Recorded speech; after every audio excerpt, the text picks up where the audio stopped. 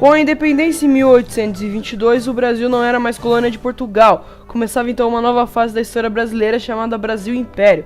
O primeiro reinado, de 1822 até 1831, se constituiu como marco inicial dessa nova fase, ou seja, foi a primeira parte dessa nova fase que era Brasil Império.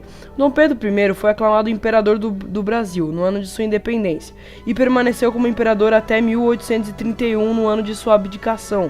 A Constituição de 1824 foi um dos episódios que ocorreram no primeiro reinado. Em 1830 e em 1823, durante a elaboração da primeira Constituição brasileira, os políticos tentaram limitar os poderes do imperador. Foi uma reação política na forma autoritária de governar. Neste mesmo ano, o imperador, insatisfeito com a Assembleia Constituinte, mandou as forças armadas fecharem a Assembleia. Alguns deputados até foram presos. Dom Pedro I escolheu 10 pessoas de sua confiança para elaborar a Constituição. Essa foi outorgada. Em 25 de março de 1824, apresentou todos os interesses autoritários do imperador, além de definir os 3 poderes, que eram o legislativo, executivo e judiciário. Criou o poder moderador, exclusivo do imperador, que lhe concedia diversos poderes políticos. Ou seja, a Assembleia Constituinte declarou assim, ela foi dissolvida pelo imperador. E depois, o imperador reuniu 10 pessoas de sua confiança para elaborar a Constituição. E essas pessoas aí da Assembleia Constituinte tentaram limitar os poderes do rei, mas era por isso que o imperador não queria que essa Assembleia acontecesse. Por isso, o Dom Pedro I ele resolveu dissolver a Assembleia Constituinte e chamar 10 pessoas de sua confiança para poder elaborar a Constituição.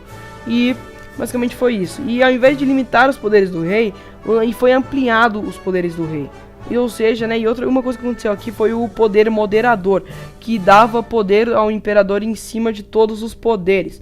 A Constituição de 1824 também definiu leis para o processo eleitoral do país. De acordo com ela, só poderiam votar os grandes proprietários de terras do sexo masculino com mais de 25 anos.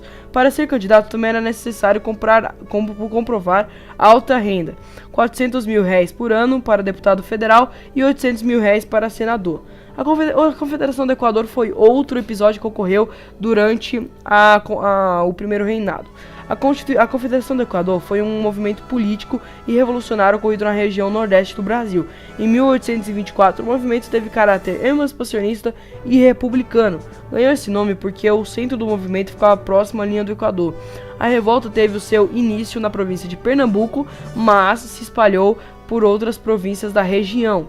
As causas principais da movimentação do movimento foi o forte descontentamento com o autoritarismo do imposto por Dom Pedro I na Constituição de 1824, como a gente já tinha falado, ampliou os poderes do rei ao invés de limitar.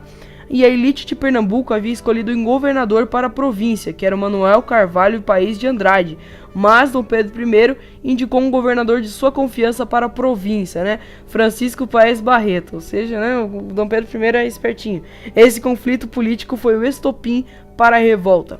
Os objetivos da revolta era convocar uma nova Assembleia Constituinte para a elaboração de uma nova Constituição de caráter liberal, acabar com os tráficos de escravos aqui no Brasil e organizar forças de resistências populares contra a repressão do governo central e imperial, e formação de um governo independente na região.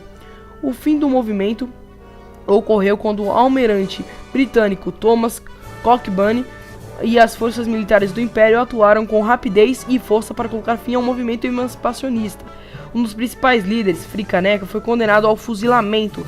O padre Mororó, outra importante liderança, foi executado a tiros. Outros condenados à prisão, como foi o caso do jornalista Cipriano Barata. Muitos revoltosos fugiram para o sertão e tentaram manter o movimento vivo. Porém, o movimento perdeu força no mesmo ano que começou. O fim do primeiro reinado. Outro fato que pesou contra o imperador foi o assassinato do jornalista Libério Badaró, forte crítico do governo imperial. Badaró foi assassinado no final de 1830. A polícia não encontrou o assassino, porém a desconfiança popular caiu sobre homens ligados ao governo imperial. 9 anos após a independência do Brasil, o governo de Dom Pedro I estava extremamente desgastado. O descontentamento popular com a situação social do país era grande. O autoritarismo do imperador deixava grande parte da elite política descontente. Ou seja, o pessoal já estava começando a não gostar de Dom Pedro I por causa das suas decisões políticas. Outra coisa, né? Em março de 1831, após retornar de Minas Gerais, Dom Pedro I foi recebido no Rio de Janeiro com atos de protestos de opositores. Alguns mais exaltados começaram a jogar garrafas no imperador. Conflito esse que ficou conhecido como a Noite das Garrafadas. Os comerciantes portugueses que apoiavam Dom Pedro I entraram em conflitos de rua com os opositores.